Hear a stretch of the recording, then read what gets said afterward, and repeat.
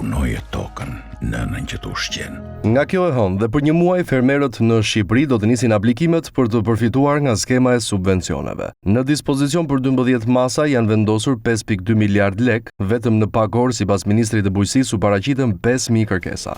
Çdo pëllëmbe Shqipërisë të thret pezë të butë e të fortë njëkohësisht. Ministri i bujqësisë Andi Salla në daljen për mediat theksoi se një vëmendje e shtuar po u jepet fermerëve që bashkohen. 26 bashkitë e para, të cilët janë modele bashkëpunimi ku përfshihen rreth 334 fermerë të parë që janë bashkuar nëpërmjet bashkive dhe madje i theksoi se me projektin e krijimit të ndërmarrjeve me bashkitë, kostot ulen ndjeshëm, po ashtu edhe nga fondet e BE-s ka më shumë mundësi kualifikimi se individët që aplikojnë të ndarë.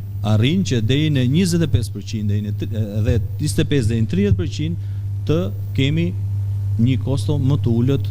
Sa i përket skemës së subvencionimit, ai solli në vëmendje jo vetëm rritjen e fondit, por edhe lehtësim në kritere. Rritjen e buxhetit ndaj krerëve deri në 15.000 lekë të vjetra, uljen e pragut nga 100 në 50, pra mund përfitojnë në 50 krerë tashmë. Për sa i përket programit IPARD 3, Salla tha se Shqipëria pret hapjen, por që gjithsesi nuk do të ndikojë në skemat kombëtare. Kemi bërë të gjithë detyrat e shtëpisë. Lidhur me fermerët që ende nuk kanë marrë fondet e vitit kaluar, Salla theksoi se çdo pagesë do të kryhet.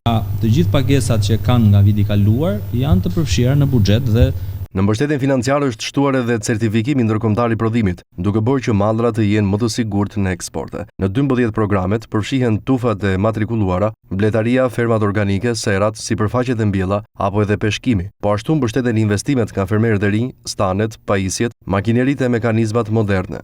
Është koha që të aplikoni për 12 masat mbështetëse.